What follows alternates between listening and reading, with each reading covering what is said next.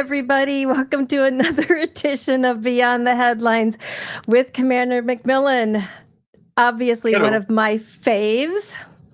So I want to thank everyone for being here and watching us today. I have a couple of housekeeping things to go over. First of all, we are having a significant Q&A today with Commander McMillan, so get your questions ready. You can tag the Shills. Shayna's on the Shills account.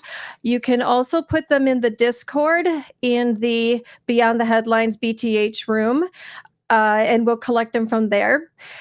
If we don't get to a question today, Commander McMillan, if you do put the question in the question room in Discord, he will actually answer your questions after the stream. He loves to answer all questions, so that'll work. I do want to make a small thank you to everyone who signed Lauren's Get Well card.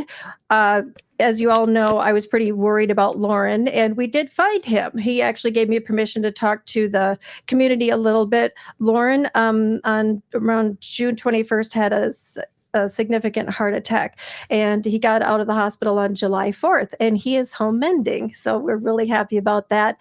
Thank you I think we had 42 people who signed the Get Well, the e-card that I made for him. So thank you everyone for that. So Commander, do you want to say hi to everybody before we start on the obvious topic? I'm just happy to be here. Great. That's what my script says. You follow directions very well. So guess what, Commander? Yes. Somebody attempted to assassinate Trump. No. So this is obviously fodder for Dick and Dunk. We know that. So in the upcoming PubChat tonight, 42 show. So we're going to leave the bulk of this to them. But a couple of things that I think timing is really interesting on this. And I'd like you to comment a little bit, because you actually did a really good commentary yesterday on the Ukraine update about Trump. But things that come to my mind about, well, this is interesting because in May he had a conspiracy theory about an assassination plot by the FBI and Biden, and then the Supreme Court decision to say And we're going to forgive meeting with Orban and meeting with other oligarchs and the Russian foreign minister. And no, there's nothing remotely suspicious about his activities in the past couple of weeks. So the floor is yours. I'd love to hear what you think about this. Yeah, I will start out and say this is a conspiracy theory. There's no solid evidence, but I look at things from my little tunnel vision jaundiced viewpoint. And when things start lining up in a certain way, I have trouble saying to myself, yeah, but that doesn't fit. It couldn't be. So, yeah, to me, this all looks like it was something that was planned in advance, and there's just too many little coincidences that line up that make it look like it's a staged event. Now, could it be something else? Yeah, obviously. And I suspect after the official investigations are conducted, it's going to come out as it was just, the lone whack-doe with a gun. But there's so much about it that just reeks to high heaven. Mm-hmm. The shooter is like 400 feet away and nobody sees him. Even though people are trying to point it out to the security forces there, nobody sees him until he finishes firing 5 shots. That's when they respond. Kind of weird. The fact that everything in those scenes after the shot, it just looks so staged. The bloody fist raised in the air behind an upside down American flag, and it's just so many propaganda scripted event that comes out of it. I have trouble believing that it's not a staged thing. But I also admit it probably is a legitimate non-staged event. But at the same time, it just, were you writing your bad novel, this is what it would be. Mm-hmm. I guess the some of the facts that are coming out now, like his age being 20 years old, his father buying the gun, and then that he was registered as a Republican, but he can't even buy a beer at a bar, and he is trying to assassinate the president. Last night too, I was talking with some people in Discord, and I know it's probably a long shot parallel, but I seem to remember like similar circumstances around the iHeart shooting in Las Vegas in 2017, where the guy, was supposedly killed himself and stuff like that. And, it was all of the odds were sort of against it being what they said it was. So I'll be interested too to see what comes out about this. And our crack research team behind the scenes is already gathering a lot of information. So Dick and Dunk will have plenty to work to chew on this week with all the listeners. That'll be. Yeah, there were some people who were taking me into task when I was posting some stuff yesterday about it, saying basically what I've said here. They said, well, somebody was killed and another person's critically injured and in serious condition and might die as well. And that would never happen if this was a plot. I'm going, you're talking the extreme right wing. We've seen the Russians throwing away thousands of lives a day. The oligarchy don't give a rat's ass about people's lives other than their own. Why is that a limiting factor in this scenario? It isn't. Mm-hmm. And so I'm really, really anxious / curious to see what the FBI / Secret Service report comes with at the end. So. And I think the big thing is, does this have anything to do with Russia? Catalin T had put a question in, what are the chances that this could be somebody recruited by Russia or some kind of Russian involvement? And, I don't know. There's all sorts of things people get into online too. I don't know. What's your thought about that?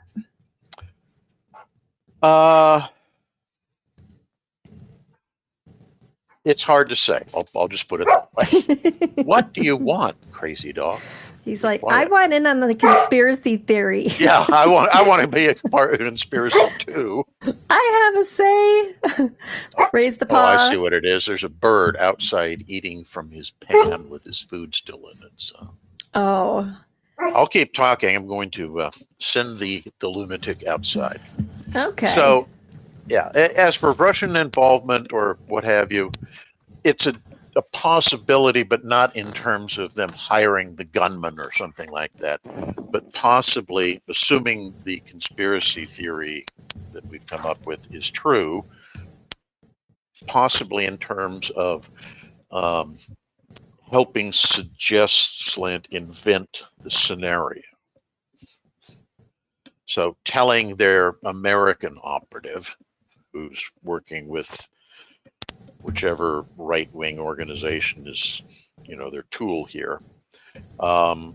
They say, wouldn't it be great if somebody shot at your candidate and slightly wounded him, and then, he staged this glorious gesture, and think how that would play. You could say, look, he got shot, but he's a tough man. He stood right up and shook his fist defiantly. On the other side, they have that old codger who can't even walk upstairs on his own. That's the kind of thing you would see coming out of a Kremlin think tank. Yep, I think there's going to be a lot coming out, and also it's fun poking fun at it, but we also have to remember Soul Seeker, that was a designer shoe. Come on. it was important to get the shoe. Let's get real here. We also had to remember that boy had parents, and that boy has a family, and they're all suffering right now. So we can joke about it, but there's a lot of, in situations like this, I mean, who knows, maybe it was suicide by cop scenario, but he does have a family, he's got parents, there's a whole bunch of stuff going on. So, just keep them in your prayers, because they certainly probably didn't expect this. So, moving right along. So the last stream that I had with Commander, we had a chance to chat after the show, and we were talking, I don't know, any number of topics, which was a lot of fun. And he recommended a book. It's called Generations, The History of America's Future, 1584 to 2069, which obviously we haven't hit 2069 yet. It would You're showing be up reversed. What's that? You're showing up reversed on the picture. Oh, I think on the stream I'm showing up okay, though. I'm not sure. No, I'm looking at the YouTube stream. It's reversed. Oh, is it? Yeah. Don't worry. I'm sorry, everybody. I'll throw the link in there. Yeah, my bad. I'm actually showing up okay on my stream, but okay. And the reason why I'm just going to tell you what Commander said to me about this book, why it would be interesting, and then I'm going to let him tell you, because it is I just scratched the surface on this book. It's super, super tiny print. So it'd be like 3 times this size. I'm sure there's a large print edition. I know, but I wouldn't be able to carry it. Hold that up again. What's that? The print? No, I'm being silly. It's a tiny print, and I'm putting on my glasses, my reading glasses. Okay. But I have only scratched the surface, and I'm kind of a skimmer. What I do is I tend to go through and I skim chapters, and there's some graphs and some charts in here which I kind of pass by, but it really is an interesting perspective on history. But Commander, I want you to tell everybody about why you thought the book was interesting. And if anybody out there wants to pick the book up and read it, we will be discussing some of this in a future stream. So I was turned on to the book by a former commanding officer of one of the ships I was on. He knew I was interested in history, and somebody had suggested he read it, and he read it, and he said, "Oh, I know Lance will love this." So he showed it to me, and thank you to Captain Eilenfeld. He's a great guy. Anyway, he said that it was worth reading because it offered, he thought, great insights into the kind of personality traits that kind of circle through American history. And the whole premise of the book is that there are 4 what they call generational archetypes. And our history tends to kind of repeat itself. It's the idea of a cyclical history. And about every 4 generations, we kind of go back to the same constellation. So you have this kind at the top now, and in 80, 90 years, you get that time back at the top again. And the distinct personality traits of where each of those generational groups is within the span of their lives. In other words, when you get older, you're in a leadership position. When you're younger, you're just getting out of school, you're just trying to establish your position in society, that kind of thing. That constellation will set up conditions, or preconditions, if you will, of how things will develop, or how the country will react to crises as they emerge. And so, to put it in relevance to where we are currently, the idea is that we are in what's called the Great Crisis constellation period. And the people who are at the top tend to be the generation that views things in black and whites. So it's either good or it's bad. There's no middle ground. There's no gray in their perspective of the world. And if you look at what we're seeing right now with this huge divide in the country where everything is they are the enemy, we're the good guys on both sides of the fence, that kind of makes a little bit of sense. Then the next group, they're the ones who are the middle managers. Okay, they're not in charge, they're not making policy, they're implementing policy. And the idea is that that generational group are the ones that typically they're all out for themselves. They are opportunists. So whatever opportunity arises to further themselves, they will take it. So they will find ways of taking the orders that come down from the everything is black and white crowd and turn it into how can I twist this to my own benefit. And the next group down, the young people who are entering the workforce and just starting to get going, tend to be a groupthink mentality. And they tend to think with their compatriots. And this is that they get that order from that middle manager. And their whole purpose is we are going to get it done. We're going to accomplish what we were being told to do. We will follow orders and do that. So the idea is that because that same generational pattern repeats itself, you go back 80 years, you're looking at basically World War II. You had the same generational structure in place at the time. So you had senior leadership, FDR, Secretary Simpson, George Marshall, that group. Everything was black and white. We're the good guys, the fascists are the bad guys. You had middle managers do whatever they needed to get ahead. So they were taking the directions they were getting and making it happen. And then you had the GI generation who were fighting the war in the trenches and so forth, following orders, working together, groupthink to push that project ahead. And he says this is both, it's two authors, Strauss and Howe. Their contention is that that is a perfect constellational group to face the biggest crises we ever face. But it also poses enormous risks because you can get the black side as opposed to the white side of that mentality. So instead of a leader who is, democracy good, fascism bad, you get the guy who's fascism good, democracy bad. You have middle managers who, I'm going to do what I need to get ahead. I'm not going to exactly do what the boss is telling me. I'm going to do it just for my own personal benefit. I'm going to find ways of, maximizing my profit share, even if it costs the company itself. And then you get worker bees at the bottom who are unquestioningly following orders, working together as a group to move the project forward without thinking about the implications of what that might be. Strauss and Howe had a very favorable or optimistic view of how that would happen.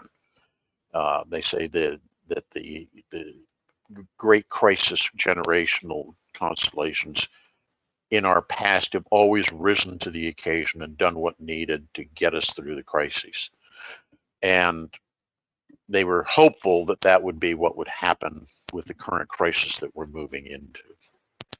But they also acknowledge that the opposite could be true. And if you look at where we are today, we're in a both international crisis, i.e. what's going on with Ukraine, plus we're facing an internal crisis between, the MAGAs and the rest of us. So I tend to think that their model is, I won't say 100% accurate, but it shows a good correlation with historical trends. That's why I found the book so compelling. So would you say that because I was very lacking in both high school and university level history. I ended up taking the easiest one, I think, which was ancient history and something like that. They're just Egyptians. Who cares? Origin of man type stuff. Damn Babylonians. So do you think what's your comment about it's important for people to know history? Yeah. But does this book help you actually understand the significance of history? What's the takeaway for people that want to buy the book? And by the way, we don't get commissions on this. I think the idea that they are suggesting, and I very, very strongly agree with, is those who do not understand or know history are condemned to repeat it. That's been attributed to a half dozen different people, so I won't venture as to who originally came up with it. But the idea is that if you don't know what happened before, you don't understand why we're going in the direction we are. You don't understand where that will potentially lead. Whereas if you look at historical trends from the past, you can get a sense of predictive history, if you will. You can predict how the population is going to rise to the occasion or falter in different types of crises. And that's kind of what they're saying, because they either understand or they don't understand the historical perspective. Does that make sense? Mm-hmm. Yeah. I think I was just, from skimming it and going through the first chapter, it's not a difficult read. So it is some things I had to reread because if there's facts and charts and things like that. But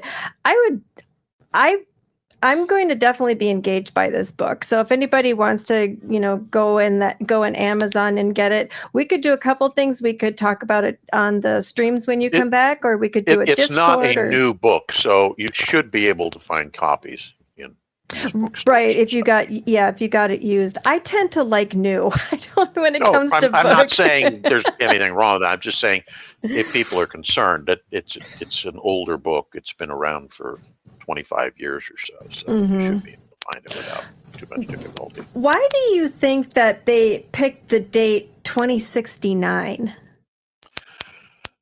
I suspect it's because that's when you end up with the next shift in generational constellation.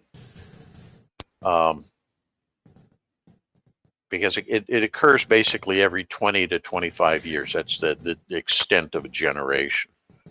And the key thing is people who object to this say, well, not everybody in a generation is the same. And they're saying, no, they aren't. They have very wildly different views. But the trends of how they approach problem solving tend to be the same because of the way their parents taught them, because of the way the school curriculums taught them, because of the way they interact with their own friends who have those same experiences. They tend to move in similar directions. It doesn't mean they're all going to be liberals or conservatives or Christians or Muslims or what have you. All of that is not part of the scope. It's the concept of how people react to situations and how large masses of people tend to steer in different directions. That's the way that they're approaching the problem. Mm-hmm.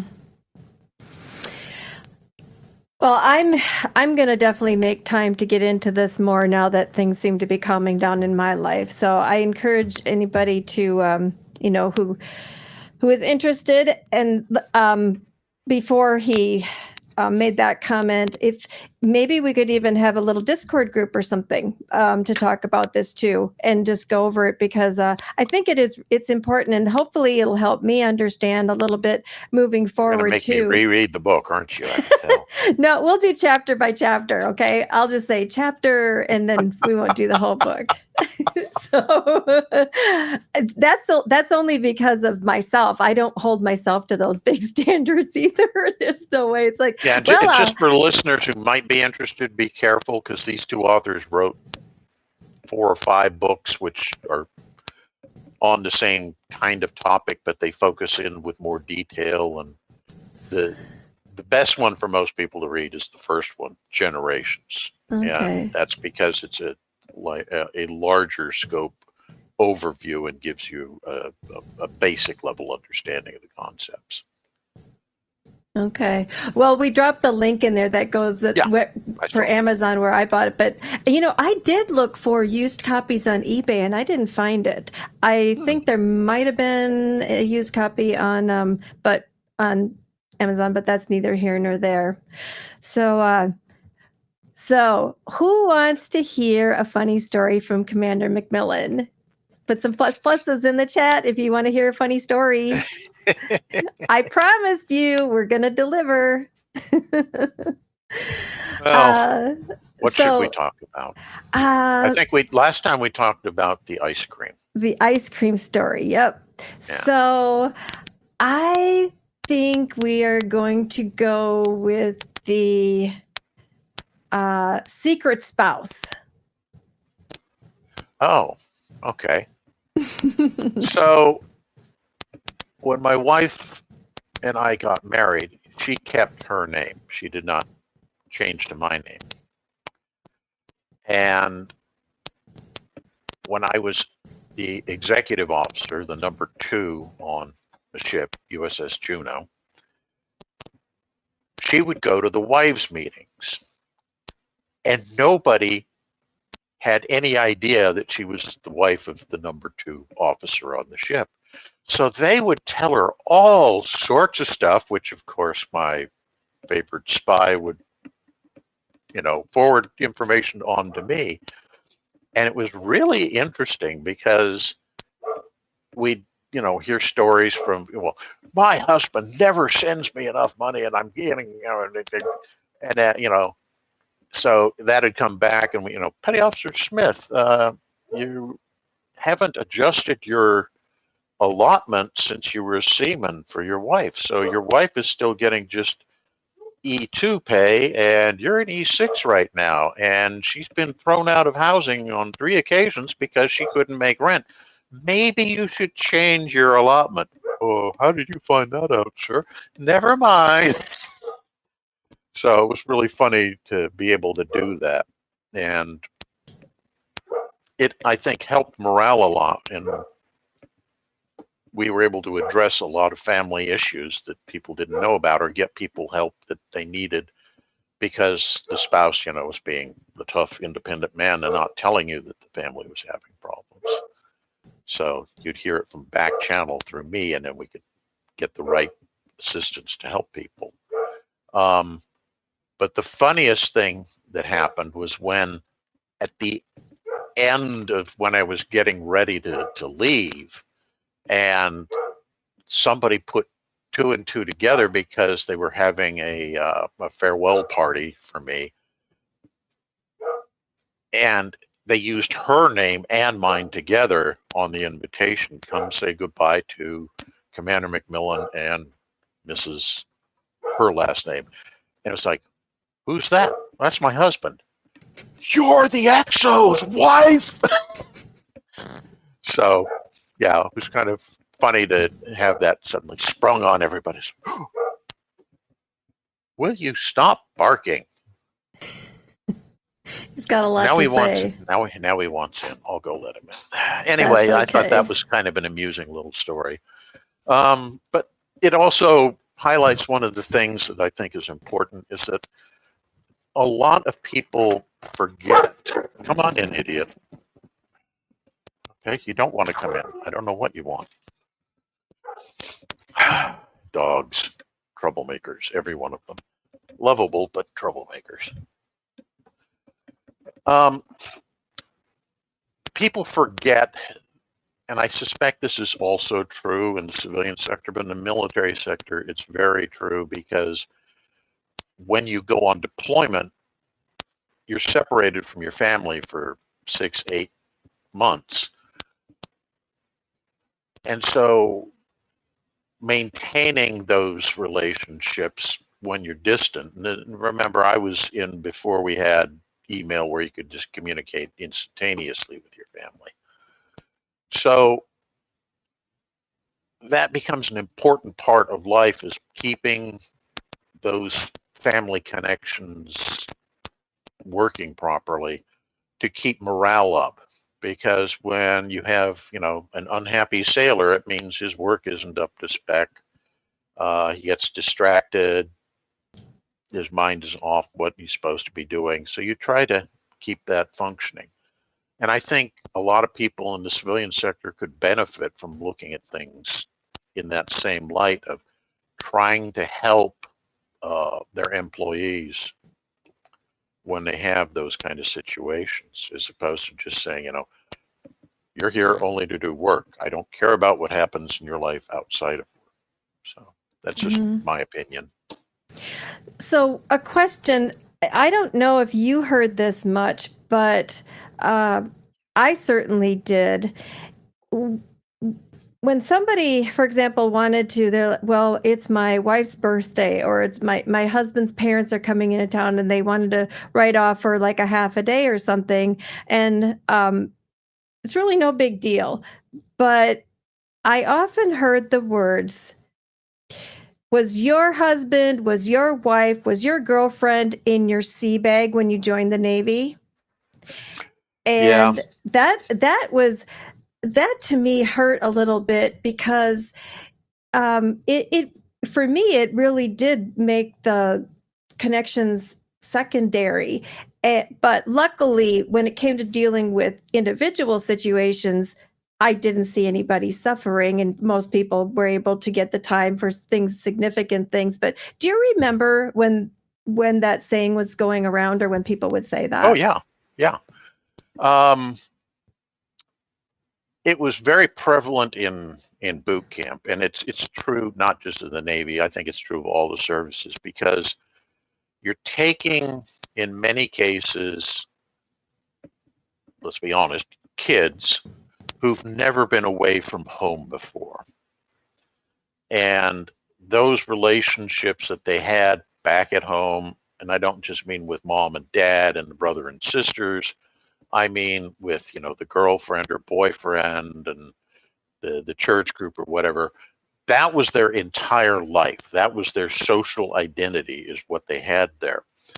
And boot camp, the whole purpose of it is to break those connections to an extent where you begin to become an integral part of the military organization, as opposed to this self-absorbed person whose life revolved around themselves in a very small community, typically. So that kind of mentality of your wife, girlfriend, family weren't in your sea bag, so disregard them. But in my experience, once you got to your ship, that started to fade. It was still to some extent there. You were there to do a job, but a good officer, a good NCO, understands how those kind of relationships are important. And if you want to get the best performance out of your people, you make sure that those kind of issues get addressed so that they feel comfortable and safe and trust you to help guide them through crises. Well, I think the command was very, very lucky to have you, because an understanding chain of command can mean, but the difference between being miserable and being able to do your job. I'm not going to say be happy, but being able to do your job. So God bless you for doing that for your people. Well, I'll give you an example of the flip side of that. This happened to me. I was going to be best man at my best friend's wedding, and our ship was involved in some inspection, and didn't involve my department, but regardless, the ship is going out to do this. I'd already, months before this, had an approved leave signed for that period so I could go and do this. But because the inspection wasn't going well, the captain basically canceled everybody's leaves. Nobody can go away. You got to stay on the ship. And so I missed that important opportunity. And it did affect my morale. It basically said to me, you don't care about the people that work for you. You don't care about me personally, but it extends beyond that. It's everybody on the ship. All you care about is making your record look good. I could have been allowed to go, because this was an inspection that didn't involve my department. My assistant could have run that department for that little bit of time that I would have been gone. And I even told them I'd be happy to just reduce the leave from what was going to be 6 days down to just 1 day to go fly up, be in the ceremony, and fly back. No, you have to be here. And that does impact your willingness to go that extra mile when it's needed. It's like, you don't care about me. Why the hell should I care about you? So it's a two-way street. And I think that's what defines a good as opposed to a not particularly good officer. Now, there's also the issue of, let's assume that it had been my department that was the subject of that particular inspection. Even if I'd wanted to go. Now, I would, if it had been my department, I would have said, yeah, we're canceling. I'm just going to stay here and make sure we pass the inspection. But even then, if the CO asks you to do that and say, I need you to cancel your leave, I need you to stay here so we can get this through this inspection properly, that makes sense because it does affect me. And people will willingly say, yeah, I think you're right. Maybe I should stay here. That's responsibility as opposed to just group punishment, collective guilt, whatever you want to call it. It's idiocy. Somebody, classic Napoleon. And it's true. Napoleon understood that morale was far, far more important than actual numbers. If your people were motivated, they would go that extra mile. And he famously said when he was issuing medals, and he said, it is with baubles such as these that we rule the hearts of men, which is such an amazing statement because it's a realization. It sounds crass and dismissing. It's like, yeah, I give this guy a 2-cent piece of tin and he's in love with me and will die for me on the battlefield. Yeah, it's true. But the key is that you understood that by doing that, you can motivate him to be in that level, to go that extra mile. And a lot of people don't understand that that's what's necessary. And you see those idiotic employee of the month signs when you go into McDonald's or what have you.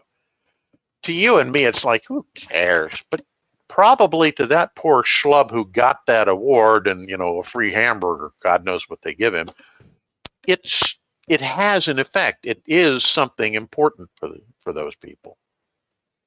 And I think it's those little things that are important in leadership.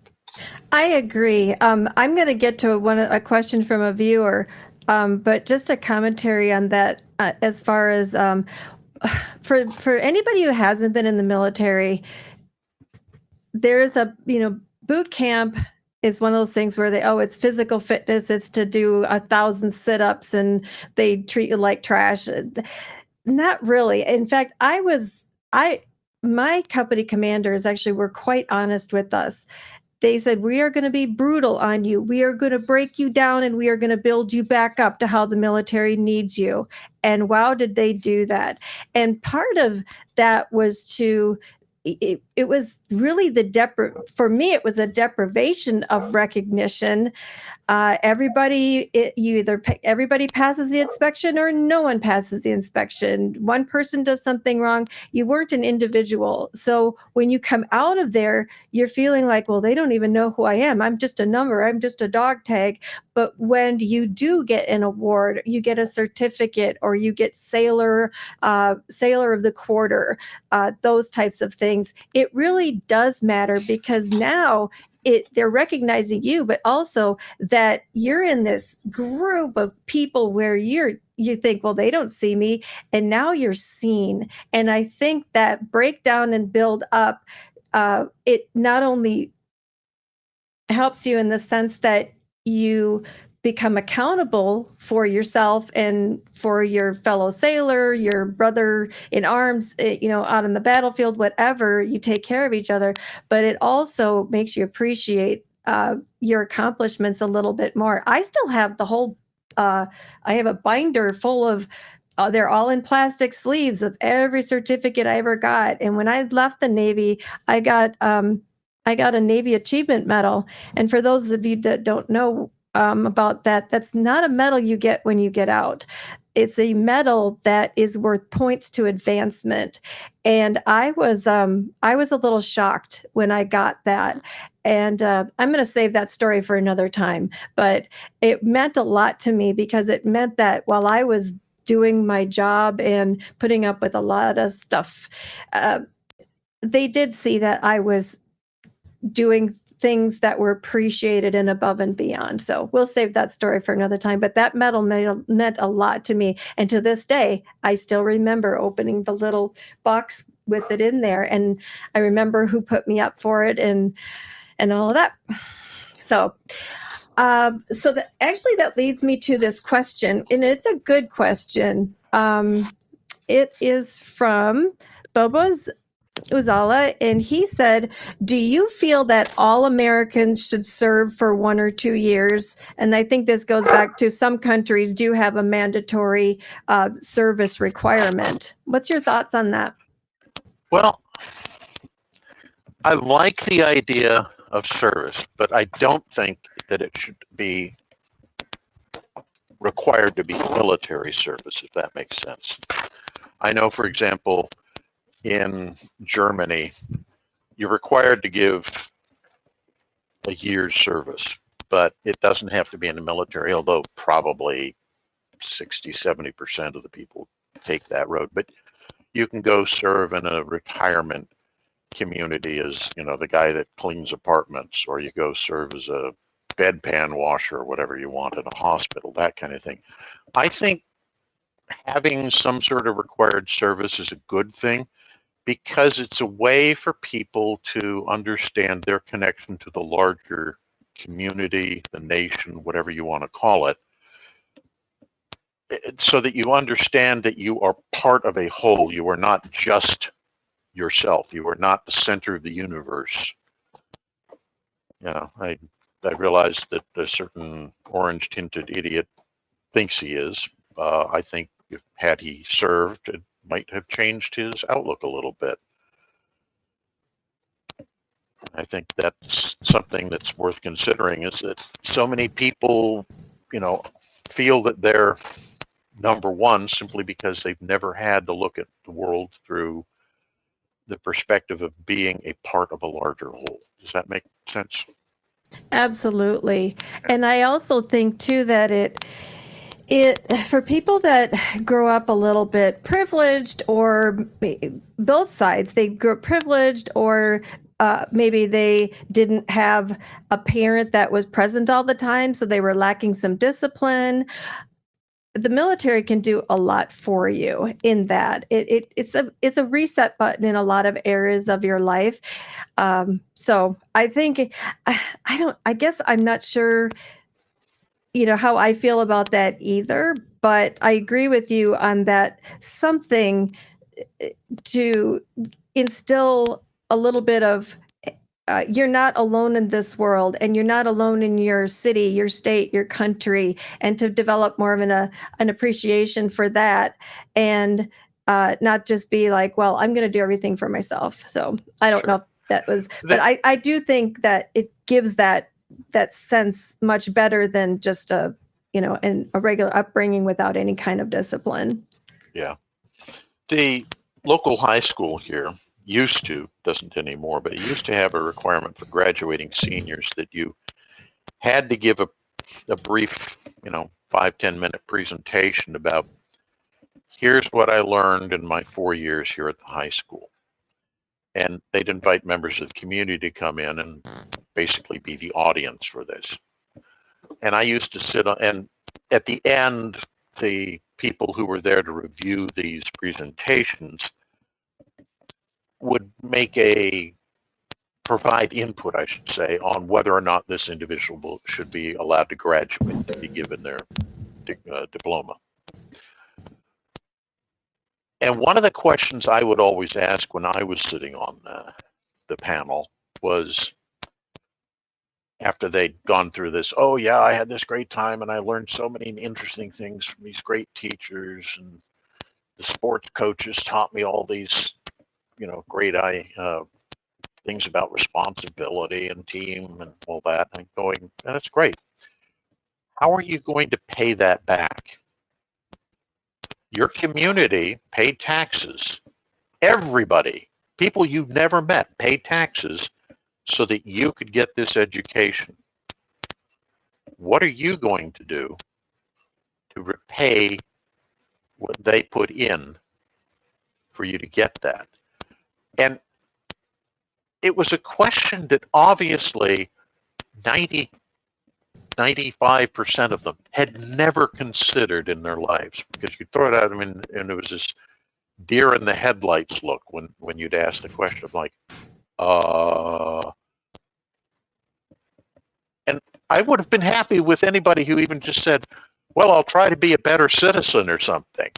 But most of the time, they literally could not come up with an answer, and there was no sense of being part of, the community. It takes a village concept, anything like that.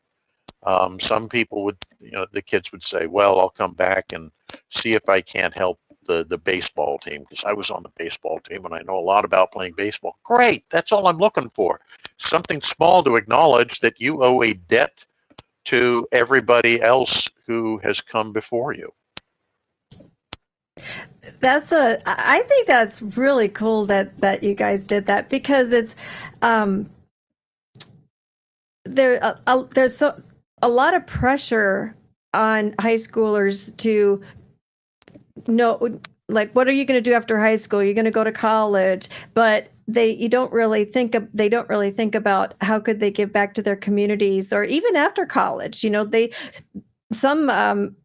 One really good example, I think, that it happened, I think, during the beginning of the pandemic, was New York University basically foresaw that there was going to be, there already was a lack of just general practitioner doctors, just regular guys that aren't in a specialty. And they decided that all the medical students, whether they were going to graduate or were just accepted, if you decided to give, I think it was maybe 5 to 7 years of just being a general practice physician to a community in New York, or an approved community, that all of your student debt was wiped out. And all their tuition. I didn't keep up it if somebody followed it, but also because kids aren't, if you had a lack of kids that knew what to say and they were just kind of making stuff up at the last minute because they didn't know what to say, I also think that providing some incentive to do that, to say, hey, here's an opportunity. We're going to present some opportunities for you to give back, but you have to sign on the dotted line. So I do, in Iowa here, I do see quite a few kids that go to different places and volunteer, like our animal shelter. There's a lot of kids groups. So I think that the communities are trying to say, hey, there's more to life than just school, sports, and video games. So, but excellent commentary on that. Let me double check here and see where we're at with any more questions and super chats. Well, I will fill in the gap with another funny anecdote. Great. How's that? So I was on a deployment, and I was part of an amphibious group staff. So I wasn't part of ship's company. I was just embarked on the flagship, and we were the group, the staff that ran all the ships. And one of the people on our staff had been, in a previous life, effectively a repo man, where he would be sent out to go repossess items that people had not paid their bills on. And he tended to be a very nervous fellow because he'd been shot at by so many of these people that he would go visit.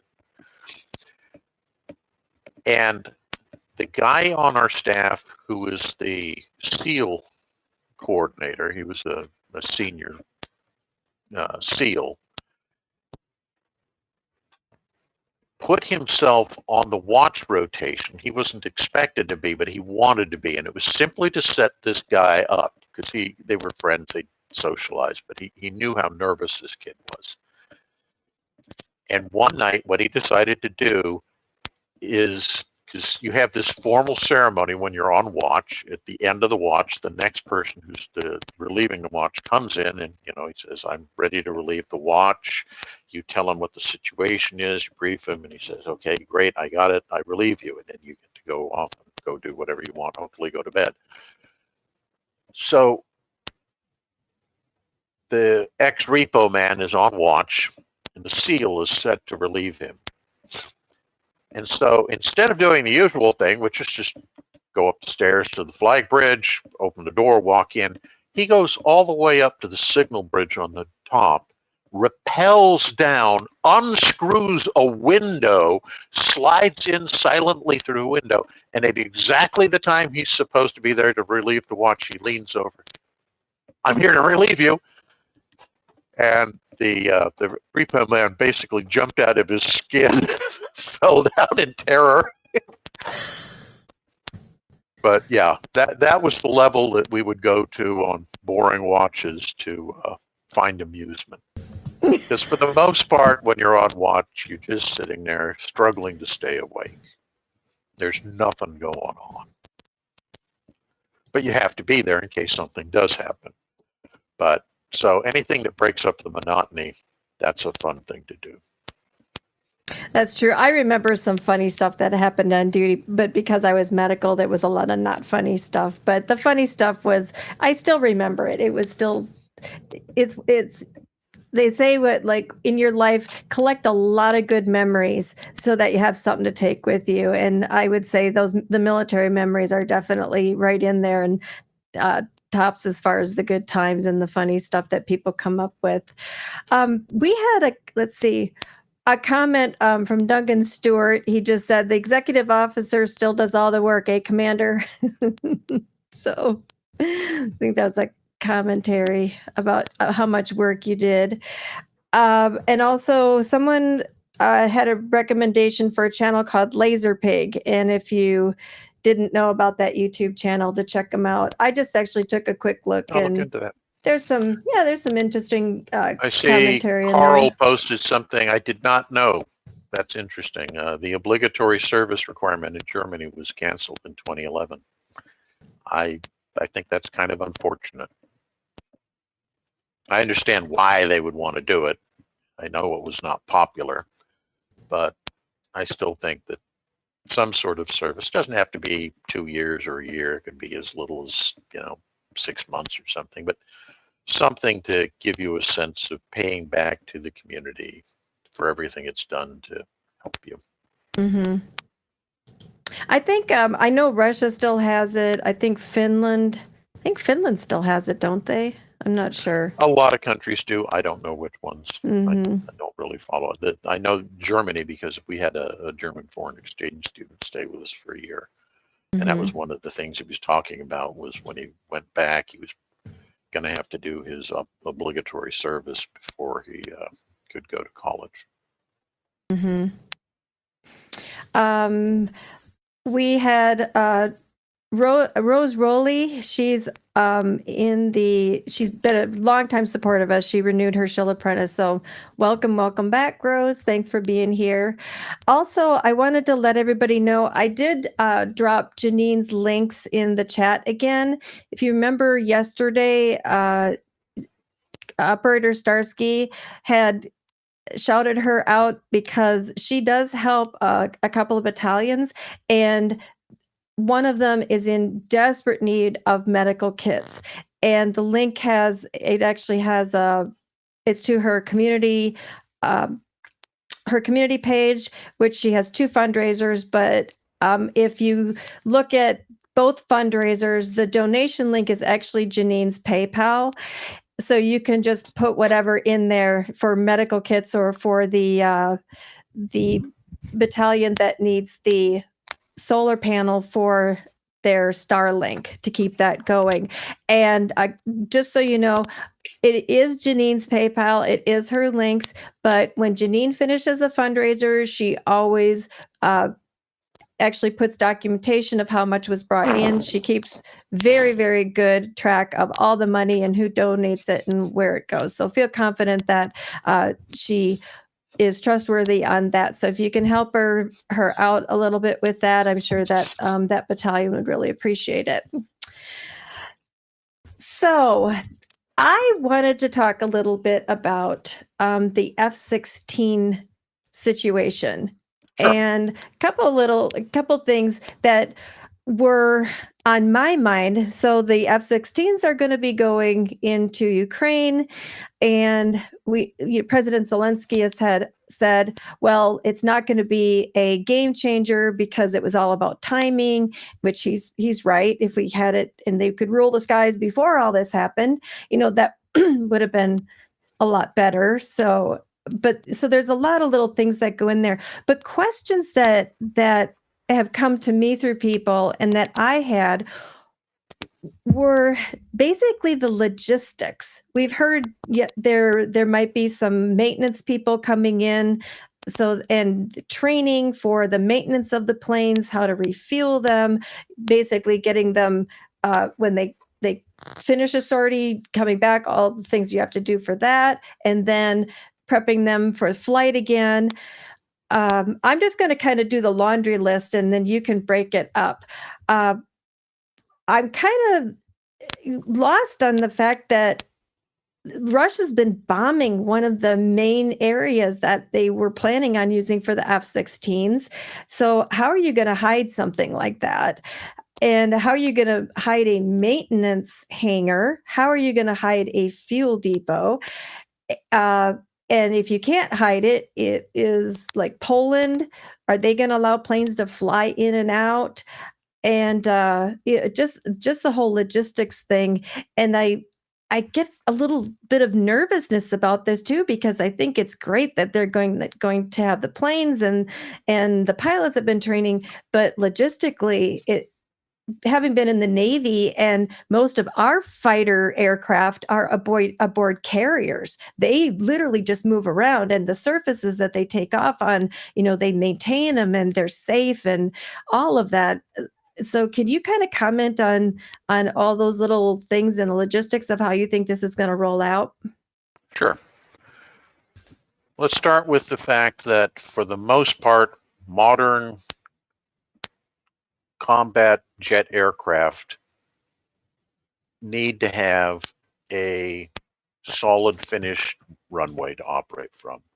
You can't do like they did in World War II, which is just find a nice clean field and operate off the grass. You need to have a concrete runway. And it has to be sufficient length to operate the aircraft. Now, some countries have designed their highway systems so that you can, in a pinch, use the highways as makeshift runways. I don't know if that's true of Ukraine or not. So the simple reality is most aircraft are going to have to operate from fixed, known airfield sites. And because they don't move around, you can target them with precision missiles or drones. So it means every aircraft the Ukrainians have is under potential threat of getting attacked on that airfield. Now you can mitigate to some extent the amount of damage that can get done to aircraft stationed at a given airfield by keeping them dispersed so they're not near one another, putting them in their individual revetments. So if aircraft A gets blown up, the explosion isn't going to affect aircraft B, which is in the next revetment over or the next hangar over. all that works. You also position a lot of air defenses around those airfields so that incoming missiles and incoming drones and incoming enemy aircraft strikes can be destroyed before they hit their targets. Still, it's vulnerable. So you take what measures you can to keep your aircraft safe. You don't park them in the same locations. It may be stationed at airfield A today and B tomorrow, C the next day, and then back to A or something like that to help keep the targeting problem very difficult for the enemy.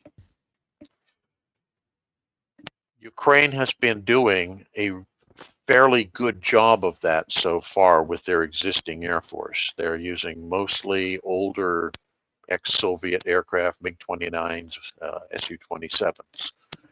They're good aircraft, but they're not top of the line stuff that you're going to see from other countries. The F-16 that we're giving them is essentially on that same level. So they're not getting a huge technological advantage by receiving F-16s. That needs to be understood by the audience. It just gives them a more capable aircraft in terms of better onboard systems and a aircraft that's capable of operating more independently. And that's one of the key issues and why it's taken so long to get those aircraft into a position where they're about to become operational. And it's because NATO and the former Soviet Union, currently Russia today, operate under very different air doctrines. And the aircraft are designed specifically to meet those doctrinal requirements. So Russian aircraft are intended to operate under centralized control from a ground-based radar system or on rare occasions an air-based radar system. So those big A-50, AWACS clones that we've heard about getting shot down. Those are very expensive. They require extremely well-trained operators. The Russians had at the start of the war, I believe, 14 of them. I think they're down to 8 or possibly even 7 right now. That's how many of those have been shot down or lost to missile strikes. It's important because it means they're operating mostly from ground control. And you know, again, it's the same issue. That radar doesn't move around. You know where it is. You can attack it. And the Russians then need to defend those ground-based radar to control their aircraft. The difference by receiving the F-16 is that you're now given an aircraft that's capable effectively of independent operations. NATO aircraft, unlike Soviet/Russian aircraft, are designed to operate independently. They have the onboard systems they need on their own to operate. They don't need that central airborne or ground controlled radar to direct them. So that's one of the big advantages that the F-16 is going to bring.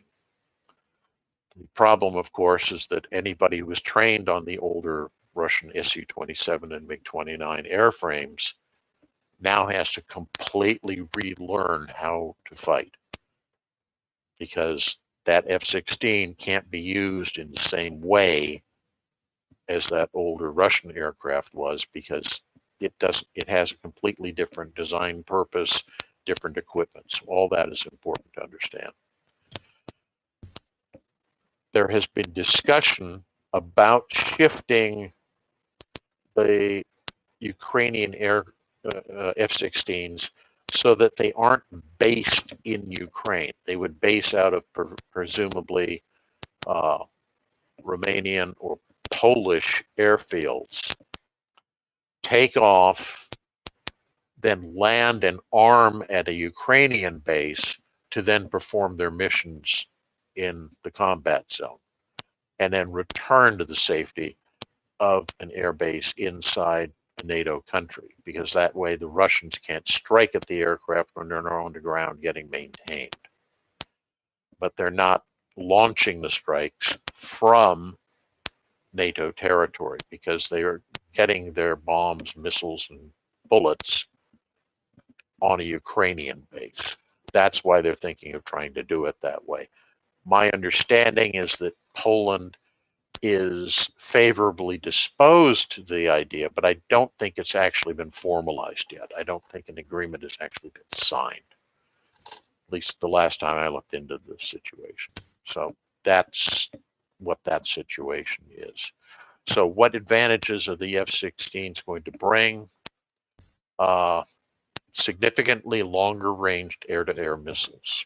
This is important because it pushes Russian air support further back. It makes it harder for them to strike targets inside Ukraine because now venturing closer to the front or into Ukraine proper brings them into the engagement envelope of those F-16s, which is something that the old MiG-29s and Su-27s that the Ukrainians have been using up until now aren't capable of doing. The reach of those missiles, the Russian missiles, isn't as good. They're not as accurate. They're not as long ranged.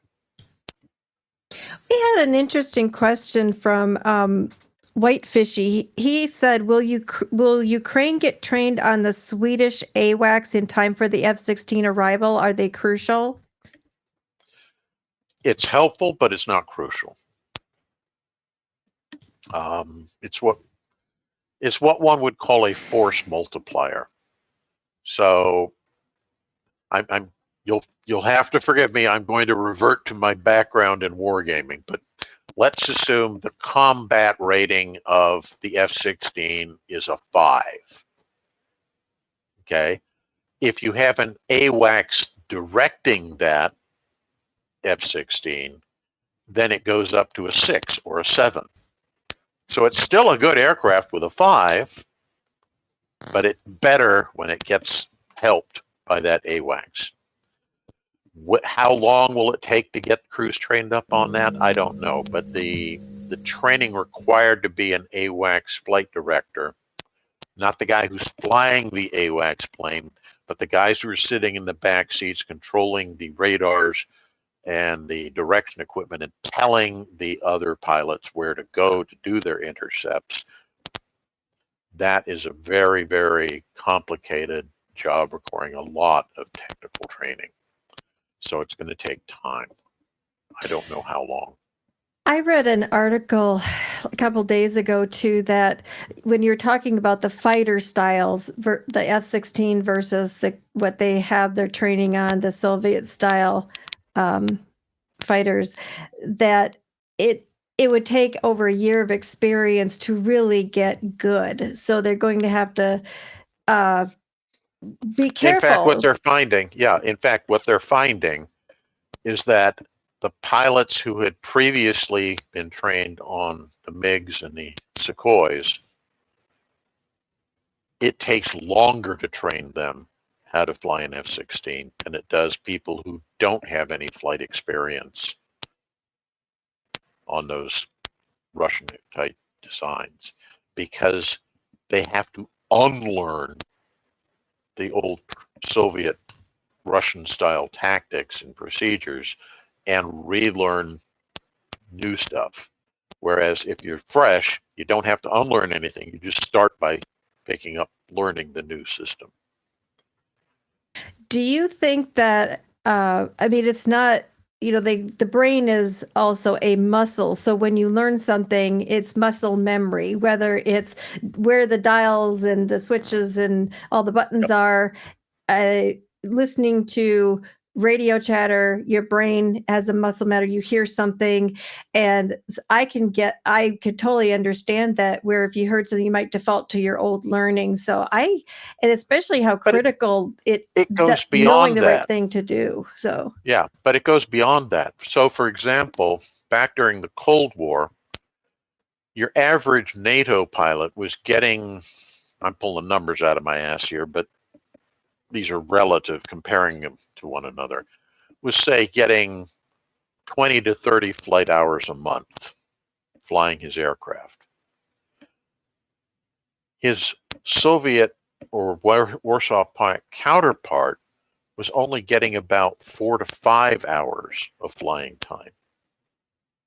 That's why they had to rely so heavily on ground and air controlled operations, because if you don't spend that much time in the air, you need somebody else directing you of how and where to go, because you don't have the knowledge of how to do that on your own. The experience simply isn't there, whereas the NATO pilots, they were getting that experience, so they could operate without having to have it. Having it was still helpful. It wasn't that it was completely eliminated, but you could operate without having that ground control or air control backup. Interesting. I don't know if our listeners have information on this. I did, and I couldn't find any more, but Poland, we know Poland has an initiative in their government now to put out whether they're going, if there's a missile that Russia fires, it's headed towards Poland, but it's probably not going to land in Poland. Maybe it's headed to Lviv or somewhere on the west there, that they're saying, well, maybe we should just shoot those down.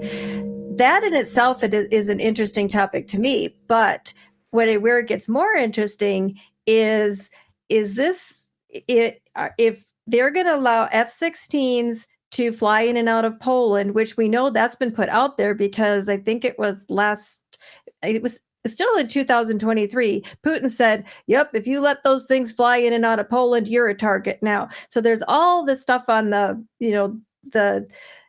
table now as far as what's going to happen with these. And I imagine they're not going to put out an advertisement. This is what we're going to do. But what are your thoughts about Poland? That would be twofold, because I think in my mind, and this is just mine, may not be anybody else's, but if you're going to say, yep, we're going to shoot down missiles that Russia's going over to Poland here, but we know they're not going to go to Poland, that could actually be used to intercept something or could it be used to protect the aircraft when after they finish their sortie and going back into Poland? I don't know if those would cross over, or if it's even a good relationship to make. Sure. No, that's definitely the case. There's some historical precedent for this too. You go back to the Korean War. The Russians and Chinese were providing aircraft to help North Korea. And largely the pilots flying those aircraft were Chinese or Russian pilots. There were certainly North Korean pilots, but most of the aircraft that were being flown on the communist side in Korea were being flown by Russians and Chinese. And those aircraft were based in China. And even though China was an active participant in the war, we know that, the Chinese sent armies to fight in North Korea. For some reason, the United Nations forces decided that they could not attack bases from which aircraft were operating out of China or Russia. They couldn't attack any of their forces that were coming in unless they were actually already in and engaged on the front lines in Korea.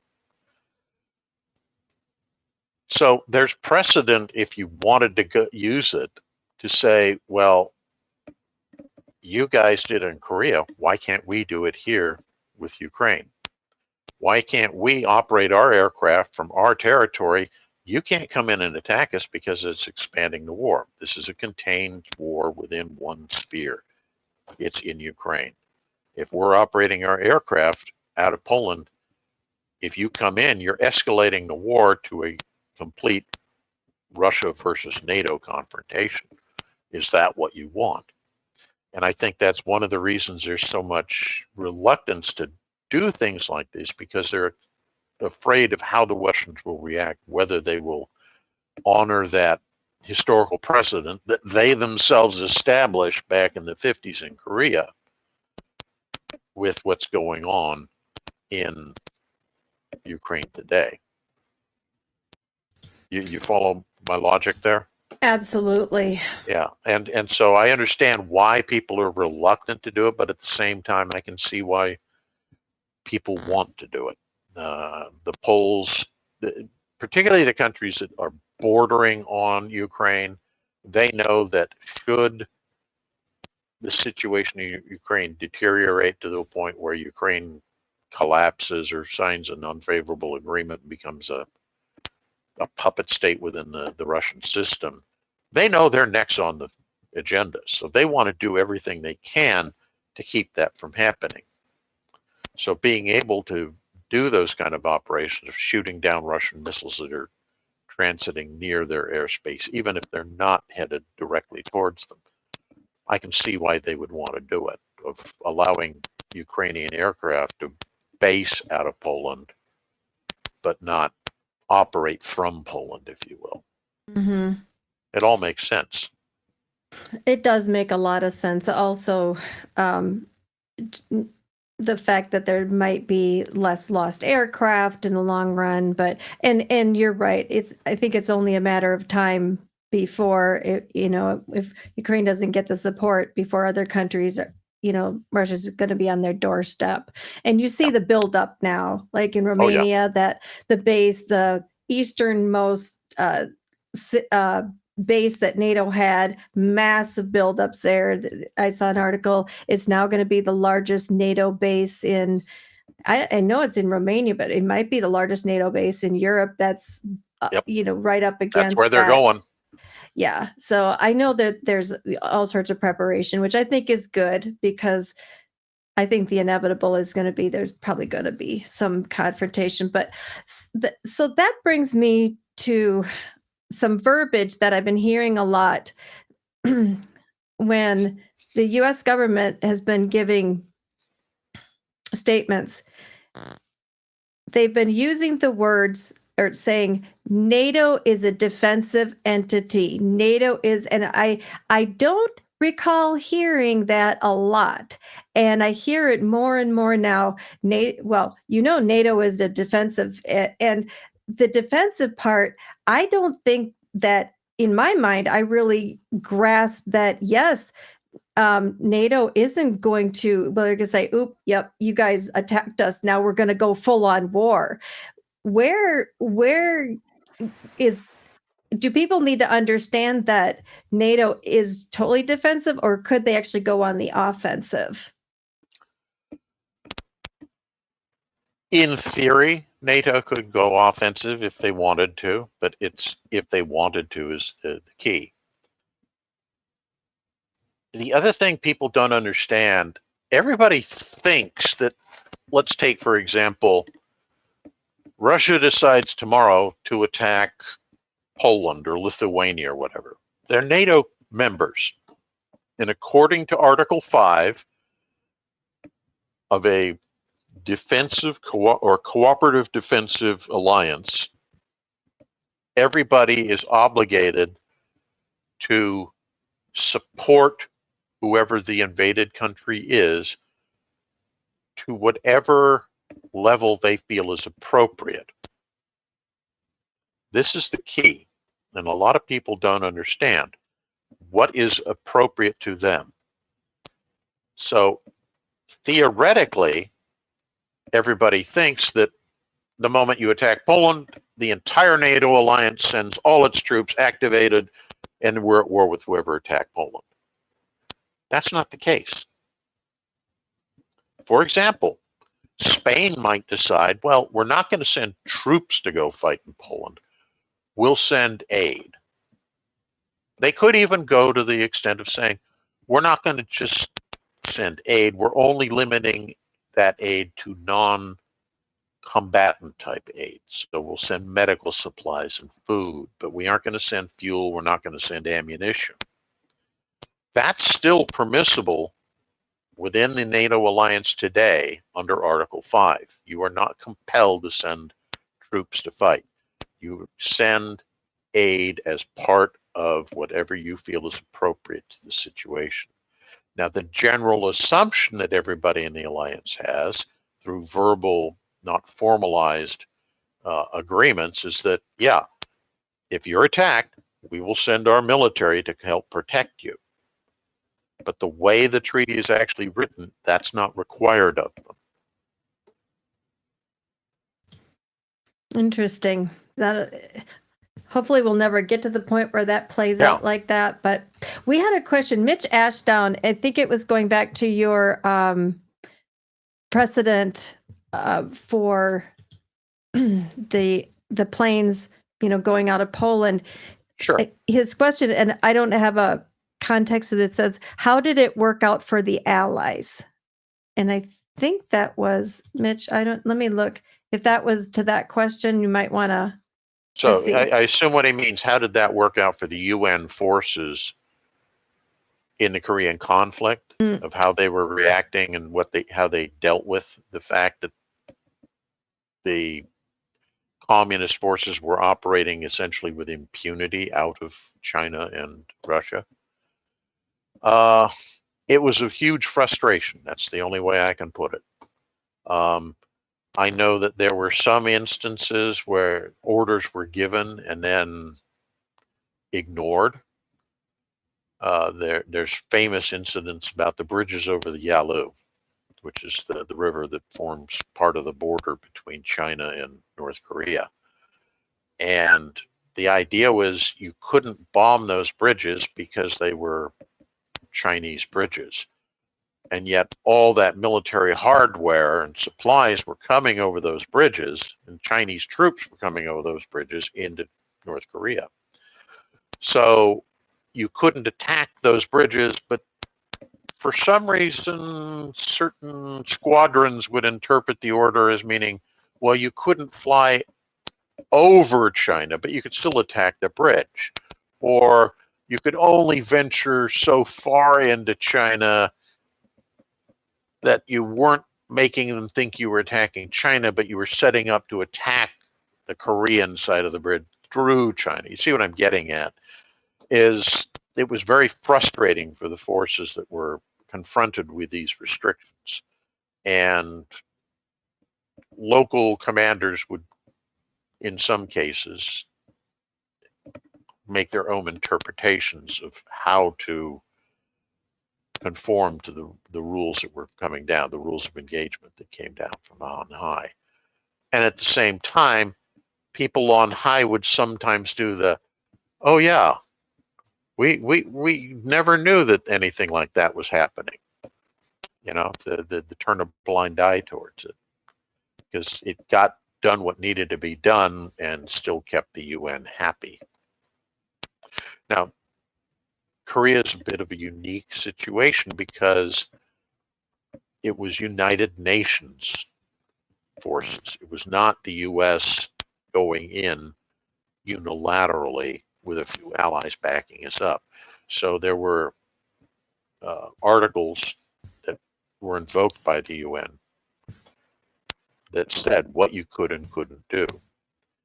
And you had to be really careful, because if you violated those restrictions, you could cause the UN to say, well, we're withdrawing our support for your operations in Korea.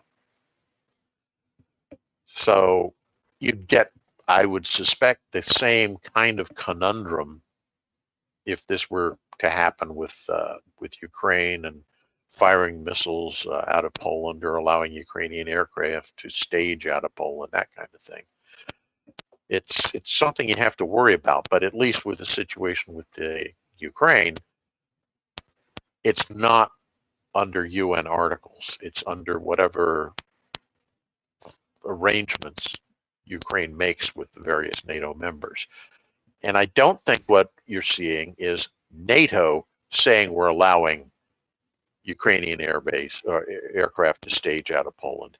It's Poland unilaterally saying we're allowing this to happen, or not unilateral, but a bilateral agreement with the Ukrainians, which then ends up with a weird situation. If Ukraine, or if Poland allows that, and the Russians decide to strike at the air bases inside Poland, how is NATO going to react should Poland invoke Article 5? You see what I mean? Because some countries might say, well, you're conducting an offensive war. We're under no obligation to come and aid Poland because you're supporting offensive operations inside a non-NATO country. Mm-hmm. So it gets very confusing, very subtle, legalistic stuff that goes on. So you have to be really careful with that kind of stuff. I mean, it's about time that some precedents do get set in saying we're And going yes, Apocalypse Sue is correct. MacArthur really wanted to just throw all those restrictions out, and we're going to bomb the bridges across the Yalu, not just bomb them, we're going to nuke them. We're going to bomb every base and nuke every base inside China. It's like, oh yeah, let's go for World War III, guys. It's so much fun. Everybody should have nuclear radiation. He basically said what I was thinking. Let's set some new precedents. Yeah. So, okay. Well, I I appreciate your answers to that, and it's one of those topics that I keep looking for just in case some information comes out. But I also, although I've been disappointed, and I think some of my friends who we've talked about this personally when we're chewing on this on the topics, is that I always have this hope that there are plans and talks and something that's being done in these countries, and the the little mini Pentagon they built over there, that everybody is talking. They're just not saying anything. They're getting this stuff worked out. And because some people have said that I look at the dark side of things, and I do, because I also see, and Commander, when I met you too, you and I both were looking at some of those things, some of the little dark things, some of the omens that are predictors of what can happen. Some happened, some didn't. But Yep. Unfortunately, it's one of those things where in my mind, in my life, I have to think about what could happen so that I can actually make plans to avoid, especially if it's bad. If it's good, I'm like, bring it on. But I believe that we have to think about darker scenarios in order to know what we're going to do if things happen, or if to mitigate them, whatever. So call me a slight pessimist or a big pessimist, I don't know. But I've avoided a lot of bad situations in my life by imagining the worst and just say, well, I'm going to do this and this, so this isn't going to happen. And I hope and pray that all these people sitting around these tables in the rooms with medals hung off themselves are figuring this stuff out, so that we're not going to do this. Well, we'll just cross that bridge when we come to it and react. Well, let me interject with personal experience here with the invasion of Iraq. When I was assigned to Fifth Fleet as a liaison, they still had not officially decided that we were going to go to war. We were sending troops in, and hopefully the pressure of positioning those troops in Kuwait would compel Saddam to allow inspections to confirm whether or not he had nuclear or chemical weapons. That was the alleged stated purpose. But when you were in the headquarters building behind those closed doors, there was no illusion in anybody's mind that this was going to be resolved peacefully. Everybody in that headquarters building knew war was coming. We were going to invade. And it was almost, we were going to do it regardless of what Saddam did. And I suspect that what's going on right now in various NATO headquarters is on the same lines.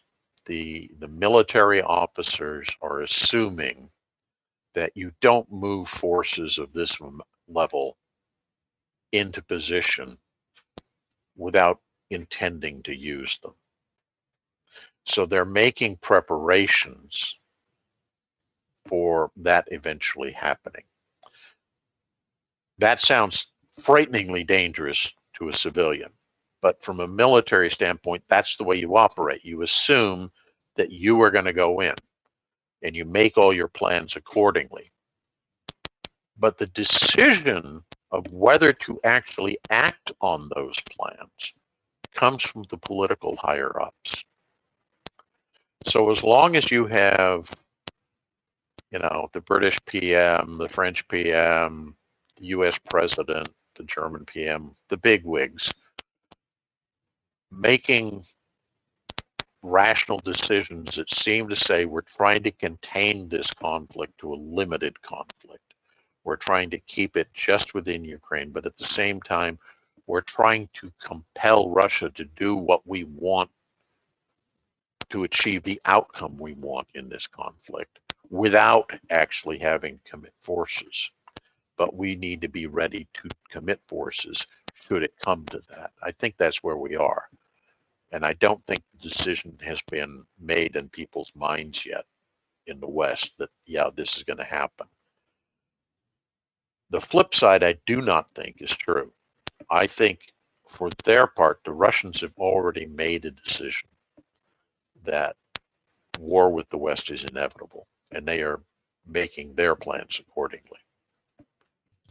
So the key here is for whatever the West does to be at a level that does not compel the Russians to push that big red button. And I don't mean launching nukes. I just mean the button that says we're going to war with NATO. But to be at a point where you're still pushing them to try to achieve a favorable outcome for Ukraine. Is that? Mm-hmm. And I agree with you. It's an odd way to put it, but I want to make sure that I've been clear because it's. Mm-hmm.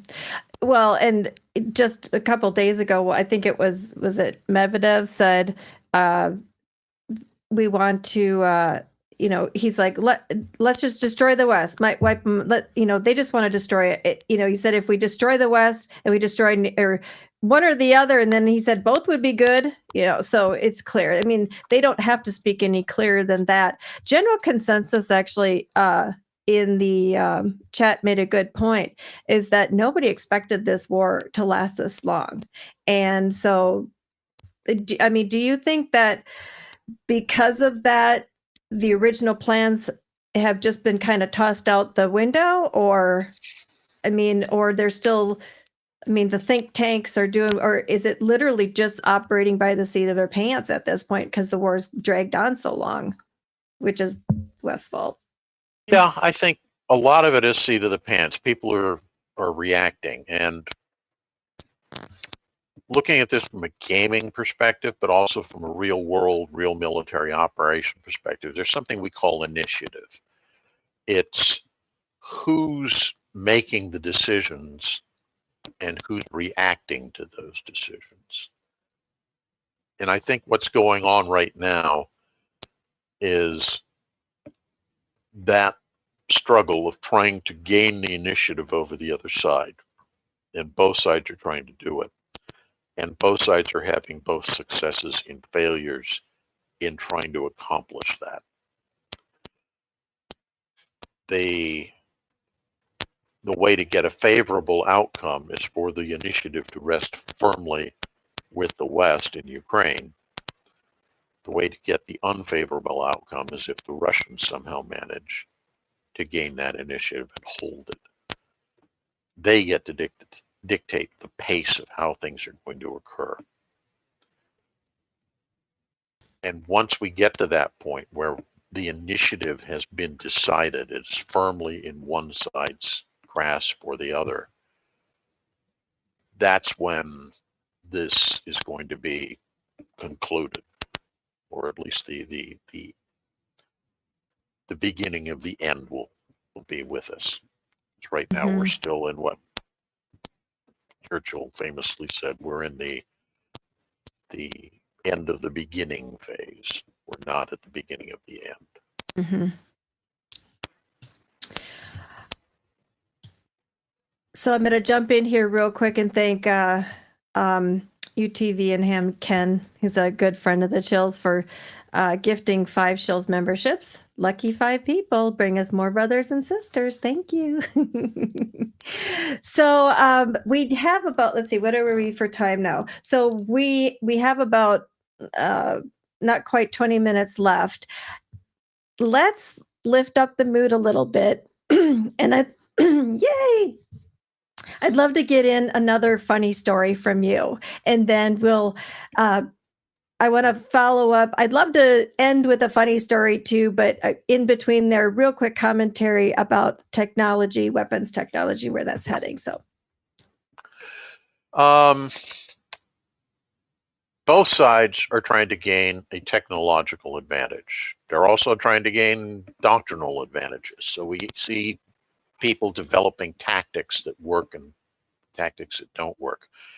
The Russians keep going back to the old, we're going to try a mass assault with mechanized forces. Every time that happens, they get eviscerated.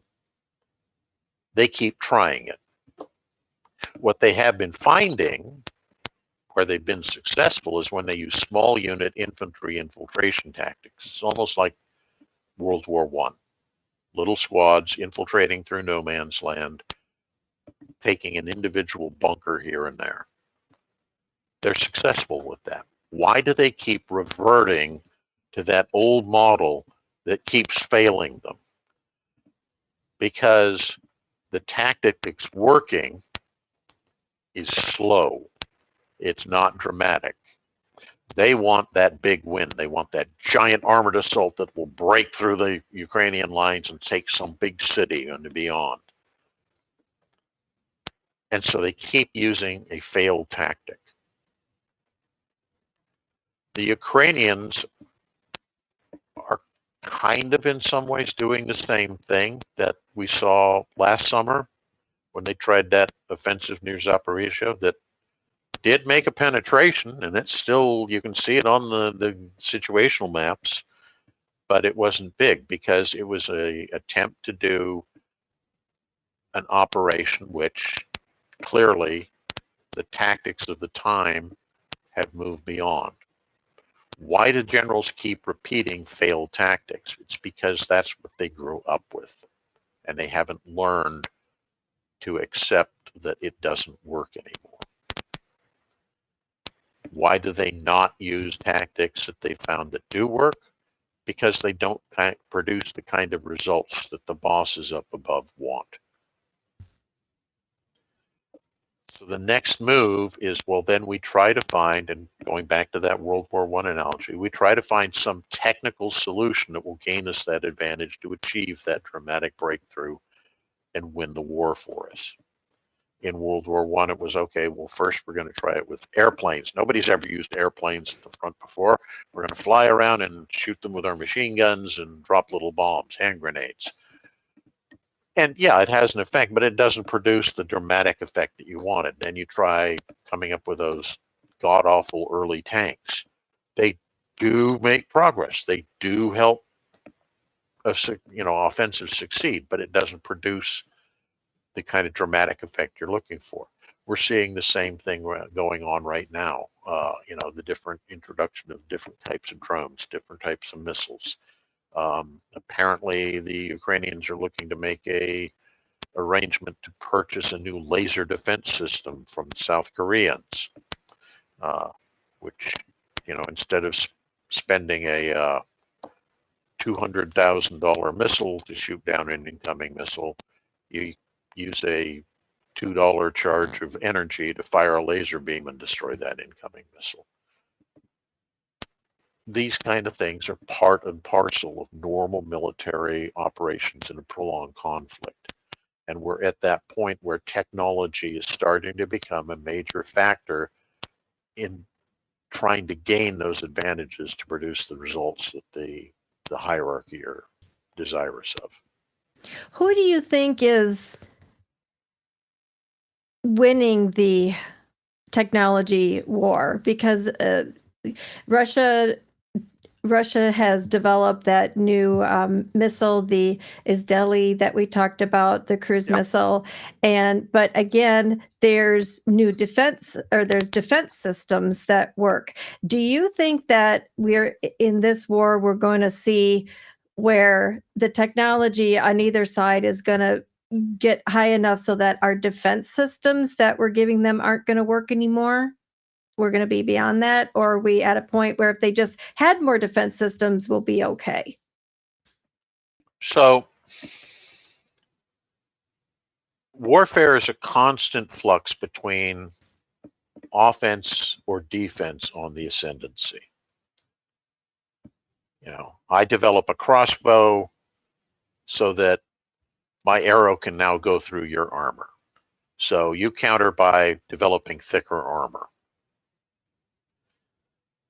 That's gone on for forever in warfare. We come up with new systems to try to gain advantages. Where are we now? I think we went through a phase in this war where offense was kind of on the ascendancy because all of these drones were having such a profound effect at the front. That's beginning to shift. We're finding that ways of jamming drones, jamming GPS signals and such is severely impacting the ability of precision-guided missiles and drones to hit their targets. So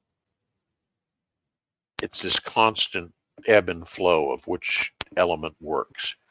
I think in the end, the West will end up being better off because I think the sanctions are making it harder and harder for the Russians to produce what they need.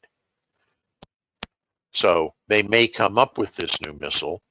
It may be, you know, the best thing in the world. It's better than sliced bread. Woohoo, we're going to lob these missiles. But how many of them can they produce? Because they don't have access to all the gizmos that go into making that missile. They can smuggle in enough to make 10 of them. And this is something the Russians have been doing a lot in the past 10 to 20 years. The T-14 Armata tank, which everybody was all in arms about, it's a damn good tank. It's arguably, and I tend to agree, once they iron out all the kinks, it will be a better tank than the M1 Abrams. But how many were the Russians able to build? About a dozen. And the original order for the T-14, they were going to build thousands of them. The entire Russian army was going to be re-equipped with these things. Then it was scaled down to, no, we're only going to equip a single division. Then it was scaled down to, no, we're only going to equip a single brigade in that division. Then it became, well, we're going to try to equip a single company of tanks, of T-14 tanks within one division. And it's because they can't make as many. They have the technology, but they lack the production capability to achieve what they want. In the West, let's assume, and I don't agree with this, but let's assume that the Western technology is not as good as Russian or Chinese technology. The difference is the industrial base is better and can produce at least sufficient numbers of not quite as superior systems to win. We saw this in World War II. Everybody talks about how great the Panther and Tiger tanks that the Germans produced were. Marvelous, unbeatable machines. And the American Sherman tank was a piece of garbage. Yeah, but for every one Tiger tank they produced, we were able to produce, 15 Shermans. Eventually, numbers triumph. And that's kind of what we're faced with in this scenario here, is that Ukraine has a population that's about somewhere between a third to a quarter that of Russia. Who's going to run out of people first? Yep, it is going to come down to numbers, and hopefully, I don't know. But at the same time, that technology edge comes in. So we're giving the Ukrainians limited numbers, admittedly, but we're giving them Abrams, we're giving them British Challengers, we're giving them all F-16s and so forth. And the Russians are now in a situation where they're forced to pull ancient T-55s out of cold storage and try to get them restored so that they have tanks on the front. I saw that. Yeah, pretty desperate move there. And I think that, you know, the one great thing about President Zelensky is he continues to that whole adage, say it once, say it again, say it again, say it again. His narrative is consistent. Thank you so much for the help you've given us. We need more, and we need numbers. And the timing's horrible, but the numbers give us the tools to finish the job.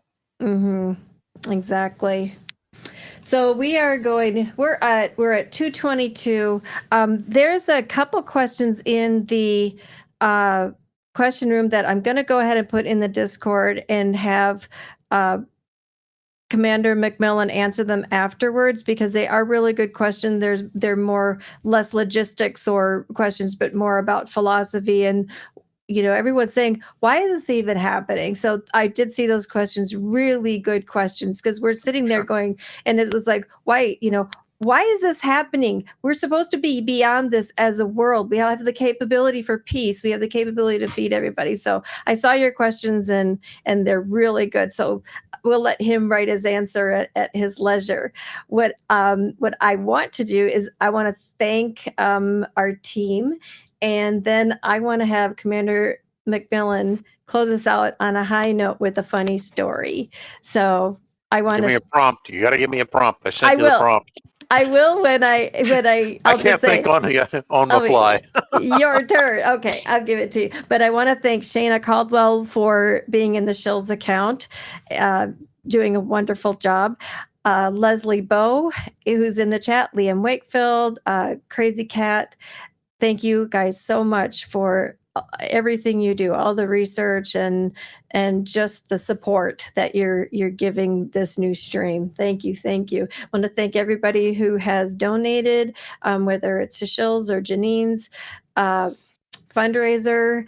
Thank you for your questions, and keep them coming. And I know Commander McMillan will be back, because I hope he enjoys this as much as I do.